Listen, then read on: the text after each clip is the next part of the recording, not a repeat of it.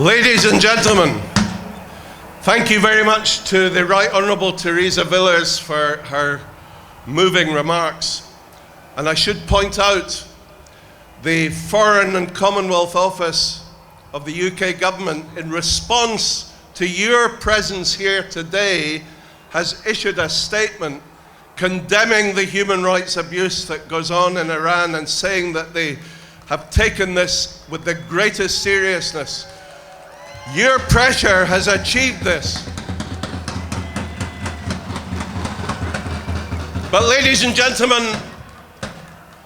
the FCO may have made this statement today, but the EU last month sent their top diplomat, Federica Mogherini, to Tehran to celebrate the inauguration of Hassan Rouhani for his second term as president of Iran.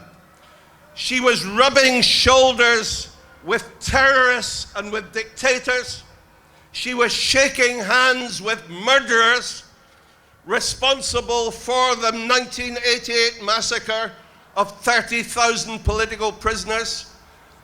And she was treated like a pop star. The members, mostly male members of the Iranian parliament, crowded round her, desperate to have selfies taken with this senior diplomat from the EU, who never mentioned human rights abuse in her visit, who obligingly wore a headscarf, who seems to have forgotten that in Iran women are treated as second-class citizens. A woman's evidence in a court of law is worth only half that of a man in Iran. A child of 9 years old, a girl of 9 years old, can be held criminally responsible. They can be made to marry at the age of 9. Women are stoned to death in Iran.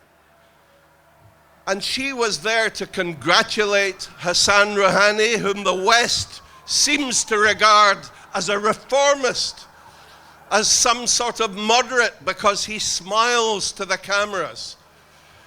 During the 4 years he has been president, 3,500 people have been executed, including 80 women. Why did Mrs. Mogherini forget to mention that? 4 days before she arrived in Tehran, Amnesty International published a 94-page report condemning the oppressive human rights abuse of the Iranian regime.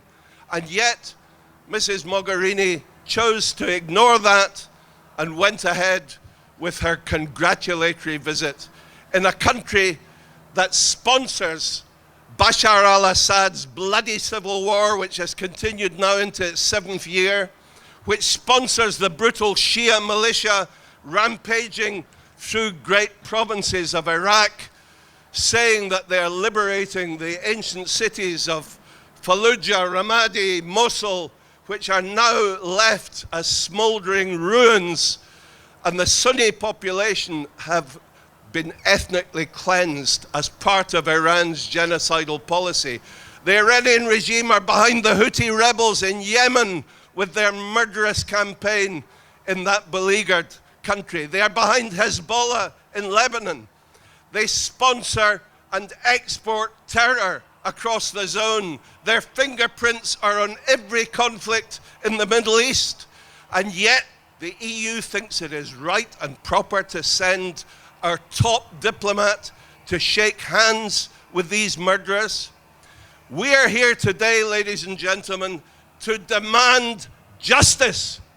We demand that the people who executed 30,000 political prisoners, are accused of crimes against humanity, are brought to the International Court in The Hague and are made to stand trial for their crimes.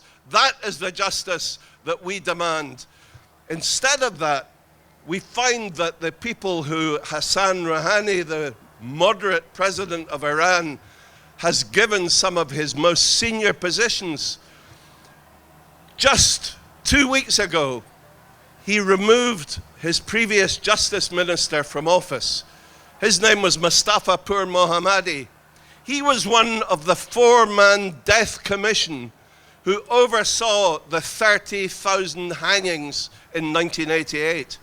And he served as justice minister in the cabinet of Rouhani until 3 weeks ago. He was replaced then as a sort of palliative to the West with a new justice minister because we had exposed the blood on the hands of the poor Mohammadi. He was replaced by a new justice minister called Ali Reza Avai, who was also a member of a death commission in the province of Khuzestan in 1988, and who was responsible for sending teenagers 3 at a time to be hanged in a field behind the prison in Khuzestan. This is the kind of people that we send our top diplomats to shake hands with. We seem to think in the West that commercial contracts in an oil-rich country like Iran are more important than human rights.